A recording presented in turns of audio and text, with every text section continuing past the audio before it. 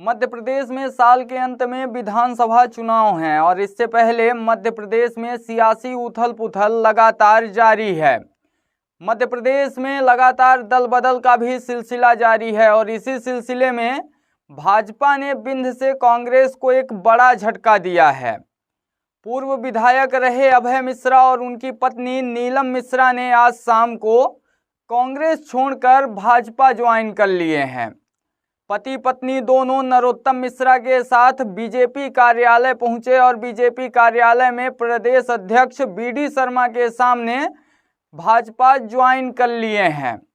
आपको बता दें कि गुरुवार को मध्य प्रदेश के मुख्यमंत्री रीवा दौरे पर थे और आज शुक्रवार शाम को पूर्व विधायक अभय मिश्रा और उनकी पत्नी नीलम मिश्रा ने कांग्रेस छोड़कर भाजपा का दामन थाम लिया है।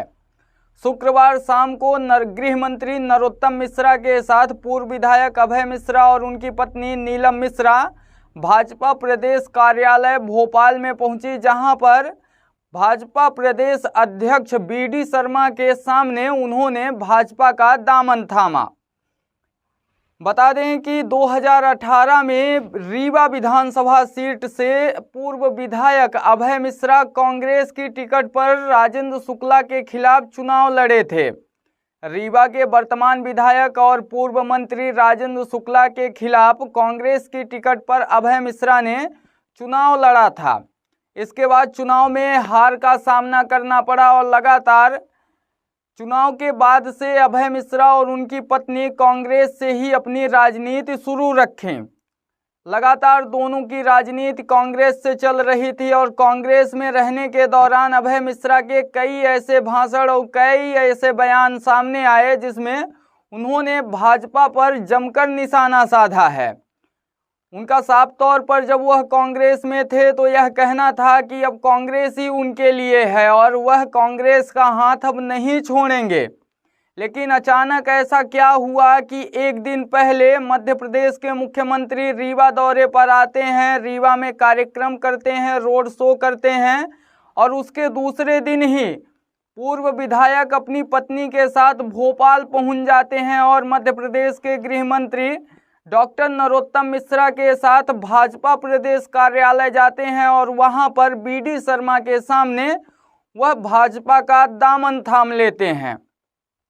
हालांकि पूर्व में भी अभय मिश्रा भाजपा में ही थे और फिर भाजपा को छोड़कर वह कांग्रेस में आ गए थे और एक बार फिर वह कांग्रेस को छोड़कर भाजपा में चले गए हैं।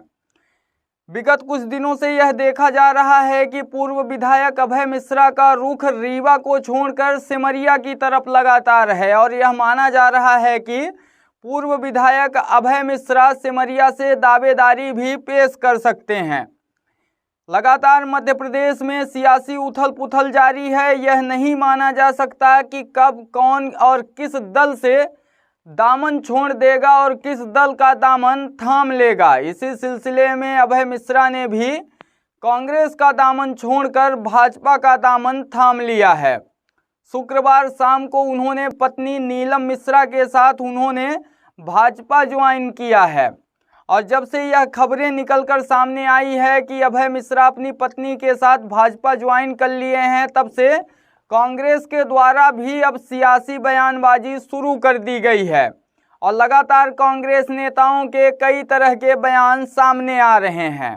लेकिन देखना तो इसमें यह दिलचस्प होगा कि क्या अभय मिश्रा को भाजपा अपना कैंडिडेट बनाती है या फिर नहीं। क्या अभय मिश्रा का भाजपा में शामिल होने का जो तात्पर्य है, जो मतलब है, वह सिद्ध हो पाता है या फिर नहीं।